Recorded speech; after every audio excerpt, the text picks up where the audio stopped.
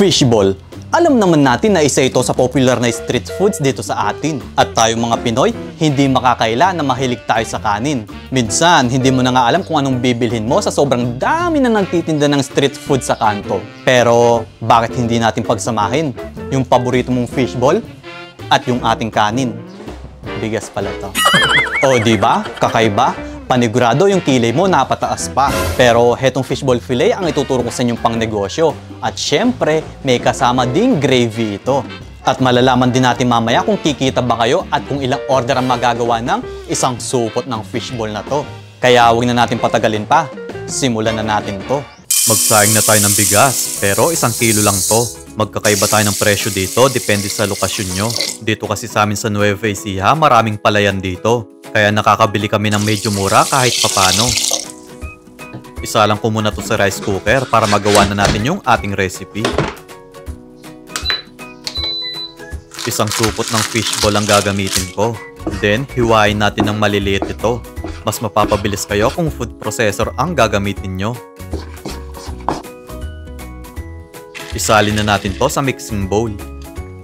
Maglagay din tayo ng 2 pirasong sibuyas, 4 na pirasong bawang, 1 kutsaritang asin, 1 kutsaritang paminta, at 3 kutsarang harina.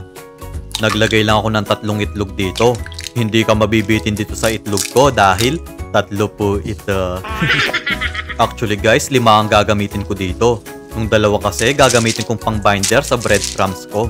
Ilagay na natin to sa chopping board na may baking paper. Tapos, i-press natin at panipisin. Kapag makapal ang pagkakagawa nyo, hindi maluluto yung loob nito. So, hiwain natin to. Tapos, i-freezer natin at patigasin. Guys, 2 itlog ang gagamitin natin dito. Then, 3 kutsarang breading mix ang aking ilalagay sa breadcrumbs ko. So, matigas na yung fishball ko.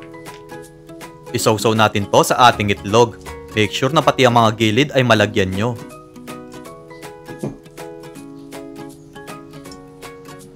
Tapos, balutan natin to ng breadcrumbs.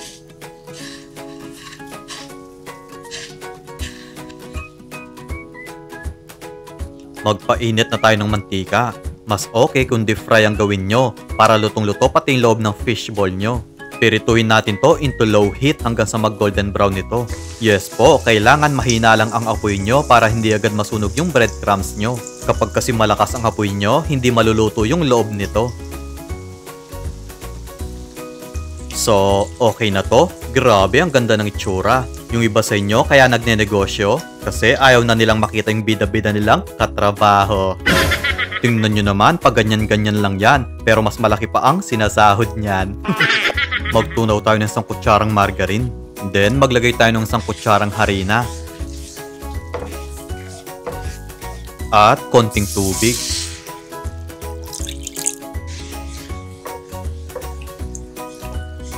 Maglagay din tayo ng 1 pirasong beef cubes pampalasa. At 1 kutsaritang paminta. So, haluin lang natin at medyo palaputin.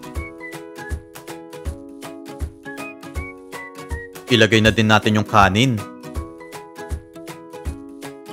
Then, ipatong natin yung fishball fillet dito. At yung gravy naman ang ibubuhos ko. Malutong ang labas pero malambot ang loob nito. Heto na ng ating fishball fillet. Guys, hindi masyadong marami ang pumasok na kanin dito. Kasi hotdog plate lang ang ginamit ko. Magkakaiba tayo ng presyo, depende sa lalagyan na gagamitin nyo. So yun guys, tapos na tayong magluto. Ang total na nagawa natin ay 14 orders. Pwede mong ibenta ng 30 pesos ang kada order nito. Kaya 420 pesos ang kabuwang kikitain mo. Pero ang nagastos ko sa mga ingredients ay 200 pesos. Tapos sa lalagyan naman ay 20 pesos. Kaya ang magiging tubo natin ay 200 pesos. Pero, isang supot pa lang ng fishball ito. At yung kanin natin ay 1 kilo. Paano pa kaya kung ang lulutuin mo ay 2 kilo o 3 kilo? Eh di mas malaki ang kikitain nyo. Kaya masabi ko guys, kikita kayo talaga sa recipe na to. Yung tutubuin mo na 200 pesos, kahit ibawas mo yung gasol doon, kikita pa din kayo. Kaya naman, tikman na natin to. Maglagay tayong gravy. Grabe. Napakasarap ng itsura, oh. Tumutulo-tulo pa. Sarap. Ang technique dito guys, huwag nyo masyadong kakapalan kasi kapag makapal ang pagkakagawa nyo, hindi maluluto yung fishball sa loob nito. Eto, sakto lang kapal nito. Tikman naman natin guys kung bagay sa kanin.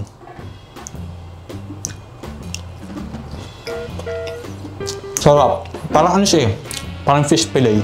Tapos yung gravy, bumagay talaga. So try nyo na to, paniguradong kikita talaga kayo.